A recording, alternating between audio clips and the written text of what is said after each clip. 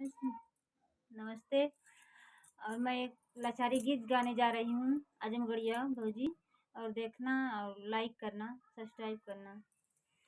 भर पानिया न जाब जमुना गहरी, भर पानिया न जाब जमुना गहरी। पानिया भरत हमर ससुर निरेख, पानिया भरत हमर ससुर निरेख।